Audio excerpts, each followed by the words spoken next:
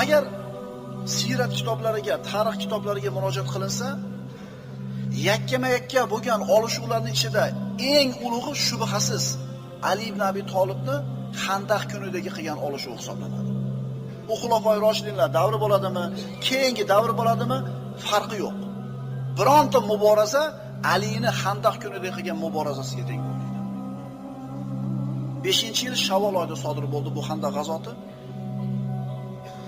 Bu g'azotni sababchilari Madinadan quvilgan Banu Nazir va Banu Qaniqo yahudiylar. Ular Haybarga borib joylashdi va mana shu joydan arab qabilalarini bitta qo'shinga jamlanib, musulmonlarning ishini bitirishlikni taklif qilishdi. Quraysh qabilasi boshliq bo'ldi, 10 ming kishilik qo'shin Madina ustiga keldi. Musulmonlar bundan xabar topib, Salmon Forsiyning maslahatiga ko'ra Madinaning shimol tomonini to'laligicha egallaydigan xandaq qazishdi. Bu xandaqning chuqurligi 3 metrga yaqin, eni 6 metrga yaqin. Uzuni Madinaning shimolini to'laligicha egallagan edi. Muhimi, Quraysh keldi 10 minglik qo'shin bilan, xandaqdan o'ta olmasdan hayron holda turib qoldi. Chunki bunday hiylani arablar bilishmas edi. Bir necha kun qamal bo'ldi va ana shu mushriklarning orasida Amr ibn Wud ismli bir qahramon bor edi, arablarning botillaridan, qahramonlaridan. Ayrim kitoblarda yoshi 80 yoki 90 ga yetgan edi, lekin quvvatli cho'qqisida edi deb aytishadi. Odamlar u bilan jang qilishmas, ismini eshitib jang maydonidan qochib ketishar edi. Shu darajada tajribali, kuchli, quvvatli kishi edi. Amr ibn Wud va bir qancha mushriklar qahramonlari Xandaqdan sara otlarda minib sakrab o'tishdi. Musulmonlar tomonga o'tishdida muboraza talab qilishdi. 10 ming qo'shin Xandaq bu yoqda turibdi. Musulmonlarning 300 kishisi Xandaqda bu yoqda turibdi. Mana endi 4 ta yoki 5 ta mushrik Xandaqdan musulmonlar tomonga o'tib turib, "Man yubariz." Kim muboraza qiladi? Odatda muboraza talab qilgan odam o'zini kimligini aytardi. Men falonchiman. Sen kimsan deb so'rashdi. Men Amr ibn Wudman dedi. Bironta odam qo'zg'almadi musulmonlar. Mana Badrda Utuba muboraza talab qilganda 3 ta ansori yugurib chiqdi biz deb. Xandaqda Amr ibn Wudni ismini eshitib bironta musulmon chiqmadi. Boyaga aytganimizdek, endi o'ling 80 ga kirgan bo'lsa, 20 ga kirganda qilich ushagan bo'lsa ham necha yillik tajribasi bor? 60 yillik u qari bo'lib quvvatdan qolgan emas, quvvatli cho'qqisida deyilyapti. Ali roziyallohu anhu bor yo'q ikkita jangda qatnashgan. Badr bilan Uhud. Hamma xavotirga tushdi. Shuncha ulug' sahobalar turib birontasi o'rnidan qo'zg'almadi.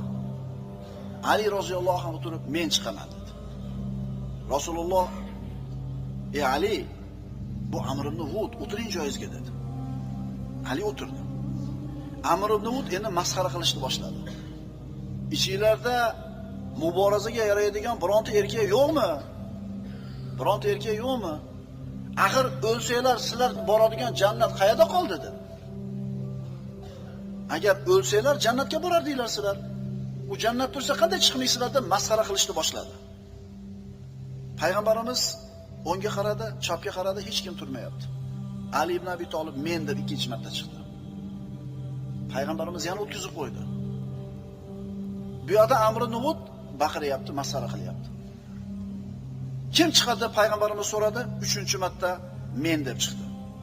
Ali roziyallohu anhu. 26-27 ga kirgan bola. Rasululloh bu Amr ibn Wud dedi. Amr ibn Wud bo'lsa ham dedi. Payg'ambarimiz ruxsat berdi, chiqdi. Qo'rqoqlik umrni uzaytirmaydi, jasorat umrni qisqartirmaydi. Bugun Amr ibn Wud o'lish kerak. Ali roziyallohu anhudan yoshroq odam chiqsa o'ldiradi. Rasululloh ruxsat berdi, Ali ibn Abi Tolib uning oldiga bordi. Amr otning ustida turgan edi. Ali esa piyoda. Yana qaytarib aytamiz. Rasululloh sollallohu alayhi vasallam davrida bo'lgan janglarni qaraymizmi? Xulofoi roshidinlarda davrida bo'lgan jangni qaraymizmi? Birontasidagi bo'lgan muborazalar mana shu muborazaga teng kelmaydi.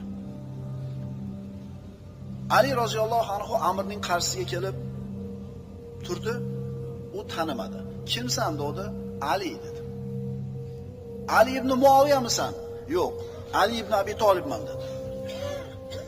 Endi Abu Tolibning hurmati baland, Alining otasi, Qurayshning sayyidi bo'lgan, arablar taniydi uni. Amr aytdiki, "Ey, sen Abu Tolibning o'g'limisan? Sen meni birodarim o'g'li ekansan. Ortingga qayt, sendan yoshi ulug'roqni jo'nat. Amakilaring bo'lsa kerak atrofingda" dedi. Ali aytdi, "Ey Amr, menga yetib kelishicha, agar senga Qurayshdan bo'lgan birorta odam ikkita ishdan bittasini taklif qilsa, bittasini tanlarkansan" dedi. "Ha, men senga ikkita narsani taklif qilaman. Ayt. Birinchisi, men seni islomga chaqiraman. Allohdan o'zga iloh yo'q, Muhammad uning rasuli deb guvohlik berasan" dedi. Amr aytdi, "Bu narsani menga keragi yo'q. Ikkinchi taklifing nima?" dedi. Ikkinchisi an-nizal. Men bilan urush dedi. Shunda Amr hayron bo'ldi. "Men biron kishi mendan qo'rqmasdan meni urushga chorlaguncha yashayman deb o'ylamagandim" dedi. Aytdi-ku, uni ismini eshitib qochib ketardi jang maydonida. Odamlar, bu yosh bola chiqib turib, "Urush men bilan" dedi. Amr otidan tushdi-da, qilich bilan urdi, otini o'ldirdi. Chunki hamiyat, g'urur, bu piyoda tursa, bu otda turishini o'ziga or deb bildi. "Ey birodarimning o'g'li, ortingga qayt. Men seni o'ldirishingni xohlamayman." Ali aytdi, "Ammo men vallohi seni o'ldirishingni xohlayman" dedi. Mana endi jang boshlandi.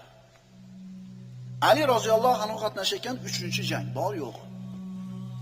Badr, Uhud. Endi Amr ibn Vudning 5-jangi bu. 50 yil, 60 yillik tajribasi bor. Ali roziyallohu anhuga ko'tarib turib, qattiq zarba berdi qilishi bilan, Alining qo'lidagi qalqoni yorilib ketdi va yumalab ketdi bir necha marta. Turdida Amr ibn Vudning atrofida Ali aylanishni boshladi.